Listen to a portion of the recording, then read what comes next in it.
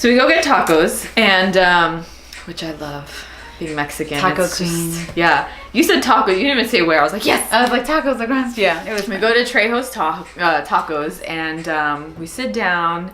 And again, it doesn't feel like, oh, like, so tell me about you. We just got into talking, it. yeah. And I remember, I don't know if you remember, I was like, so what was a breaking point? Like, what was a moment when you realized you wanted more out of your life? And you told me the story about your dad. Yeah. Do you want to talk about that? I have two, my biological father and my dad who actually raised me. I haven't met my biological father up until almost 2 years ago, and I had a dream about him. I was like, the dream was me sitting at a cafe or wherever with my mother, and we were in conversation, and all of a sudden, like, a man just like walks past my side, and I look over and I only see the back of his head, but something in me was just like, is that my dad? And I woke up, and I was living by myself,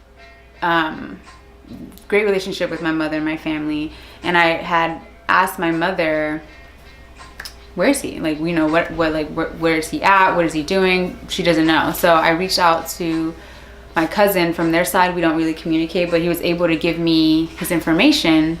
And as I'm talking to you, I'm looking at the camera right there, the picture.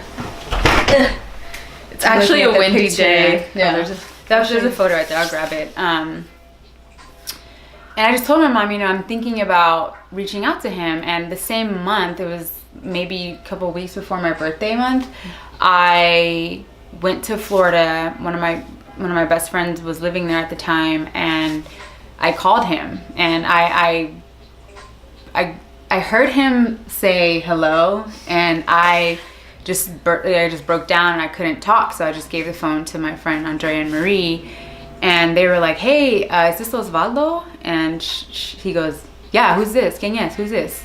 And then they're like, kind of how Giselle's looking at me like this. They're like on the phone, like looking at me, and they're like, hey, this is your Gianne's friends. And he goes, what? ¿Quién? And she's like, Gianne, your daughter? He goes, I know who Gianne is. And I'm just like bawling, and like I don't know. It was a moment, and obviously I was able to talk to him, and I asked him if he would want to meet up with me, and he said yeah. So the next day, we went. It was me, Andrea, and Marie that drove me to his place, and I'm getting out the car. I'm like, oh God, like, what is this gonna feel like, or what am I gonna say? What is he gonna look like?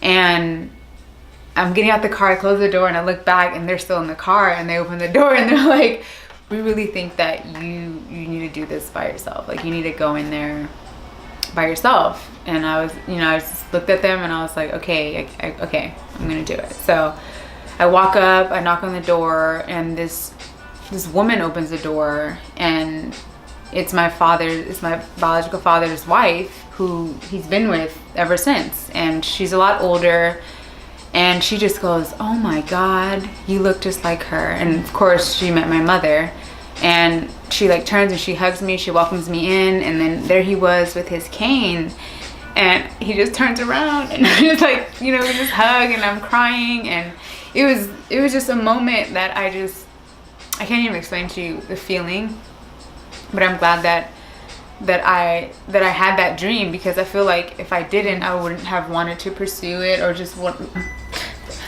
So funny to just do that. So this is a photo. Was the photo clear? It should be. This is a photo of my biological father, and nothing was planned. We were just wearing stripes at the same time. And that day, like, I knew that I wasn't going to have a relationship with him, because I wasn't looking for one. I just wanted to see and meet the man that at some point my mom had fallen in love with and had trusted enough to have children with.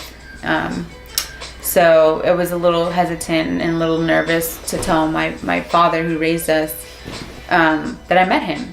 And I wanted him to understand that he's my dad, and I wasn't looking for another dad. I just wanted to meet my other half, literally.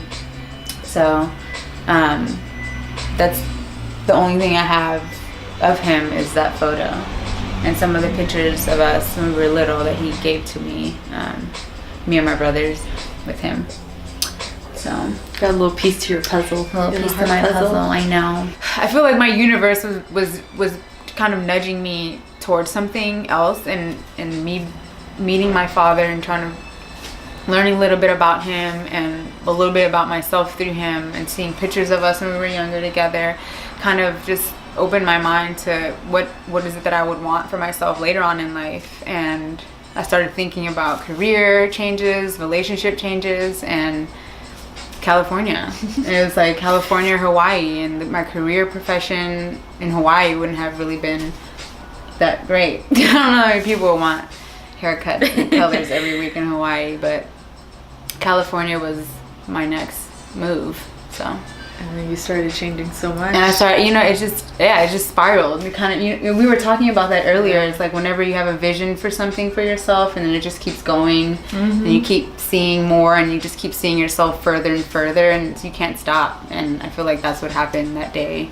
when I met him. I mean, there's some similarity. Like, I always talk, I want to talk to people about how they've changed their lives in really deep ways, really painful ways. Because to me, my transformation story was a very painful, years and years experience. But I think what you did is you listened to the signs. And I think the dream is such a good story of a sign. A sign, yeah. And I get signs from dreams too. I get signs, when I see names or things repetitively, I get signs from movies. But you listen to that sign, and it's your own. It's whatever it is that you think is relevant to you, I guess. Because sometimes the signs happen, you're just like, that doesn't make sense, and then you see something, you're like, that happened twice already. Yeah, Yeah, and your signs are your signs. They don't have to make sense to anybody else. Gianne could have said that dream to anyone else, and they would have been like, whatever, just ignore it. It doesn't mean anything. Yeah. But I think what that dream was telling you too was to go to probably one of your deepest wounds from childhood, which our wounds are a little different, but I also started with one of my deepest wounds, which was my insecurities and being a complete outsider when I was a little girl, and just having no self-esteem. And you started with not knowing who your dad was. And when you do when you transform the scariest thing in your life first, it will empower you to just change everything. Because nothing after that, after you've done the scariest thing, gone to meet your dad who you didn't even know, nothing is hard after that. Nothing is hard. So do the scary deep one first. Yeah, go there first. Go there first, but if you need someone, call us. We'll be here for you. We do reply. I reply to strangers on Insta. I do too. Because she replied to me, so I'm like, shit, I need to reply to everybody else too. You never know who needs somebody out there.